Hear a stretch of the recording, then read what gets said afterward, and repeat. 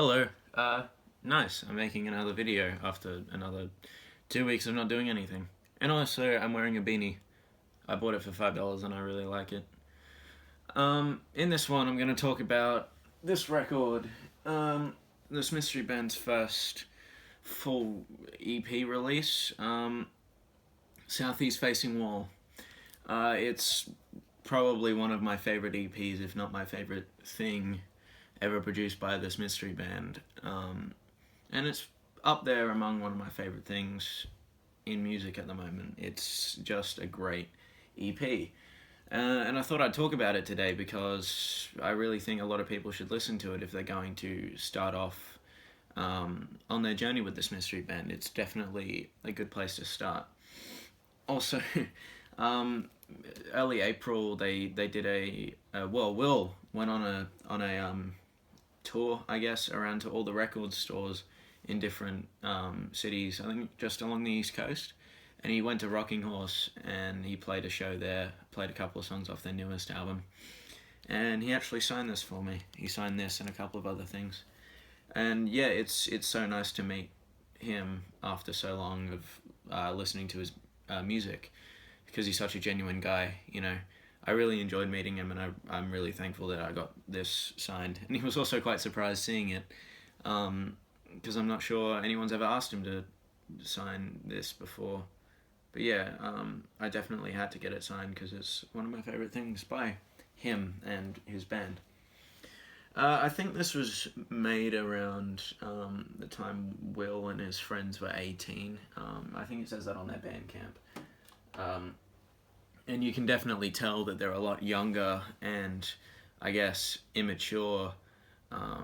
But for such an early release from a band, you expect it to have the rough edges of a band just starting off. But it's so polished and written so well. Like, the songs on this, I think, beat some of the songs on their later records in terms of lyrical prowess.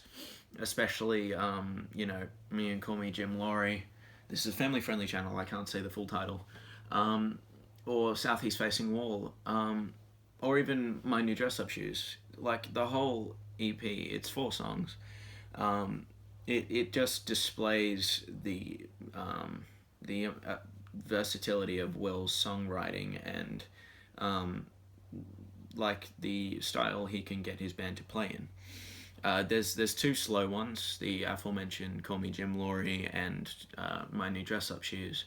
And then there's the kind of anthemic Southeast Facing Wall, the title track, and the short, fast, quick, punchy, funny I Hope I Scare People on Public Transport, which documents Will's time in Melbourne with some girl that he can't even remember. And I said this in another review I did for this mystery band, or maybe even Camp Cope. It just does such a good job of painting life in Melbourne for an 18-year-old, for a man who's sleeping under bridges with girls he can't even remember. It's a journey you travel on with him, and it's almost so personal that you're not allowed to listen to it, you know. And he puts that in on an album he would later release, a solo album, where it just feels so personal that it's not for the ears of the everyday listener. It's purely a reflection, a meaning of catharsis in a way that Will can get out all of these experiences, and he really displays the positive side of these memories. You know, he never downplays anything as sad. Like, there's a lyric on My New Dress Up Shoes where it says, it wasn't as hard as I thought that it would be to see his arms, to see your arms around his bony body. You know, he never confesses that he is feeling this loss. He turns it into a happy, almost joyful reflection and remembrance of what once was. You know, in your mother's hatchback with the windows rolled down, my dear, you were such a joy to be around. Very good rhyme. Yeah, it's a great album to listen to if you just want a punchy, reflective listen. You know, you're not going to find much music like this anywhere else. You're not going to find the honesty that you find in Will's lyrics anywhere else. There are bands who try and emulate that style, who also do it well, of course, Camp Cope and Ceres and others from the same like place, Melbourne, but they don't truly capture the world's biggest heart on the world's smallest sleeve, uh, like aura that Will puts out, and it's very touching and enjoyable to listen to. I have to applaud him for creating such a tight, well-made EP for his band's first release. It's not every day you run into an 18-year-old and his band who have created something as well written, as well performed as this. And it's great that they're still around, still making music as, if not even better than what was produced on this.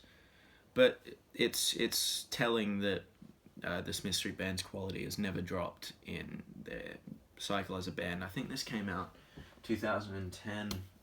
It should say on the back of this. Unfortunately, it doesn't, but I think this came out around 2010, which 7 years ago, you expect a band to change their style, to change who they are, to keep up with the mainstream, but the Smith Street Band have never done that. They've always been their honest selves. They've always been the touring band that they are, playing in backwater pubs, playing no-name shows. I think that's one of the lyrics on here. I may have just butchered it, I'm sorry. But yeah, it's a great EP to listen to. I definitely love spinning this on my turntable. Again, I'm really thankful that I got to meet Will, the guy behind the album, you know. Also, it's a really pretty red color, so that's great as well. But yeah, definitely go out and check this album out. It's on their Bandcamp. I think I'll link to it in the description this time because it's kind of hard to find. It's not really on Apple Music.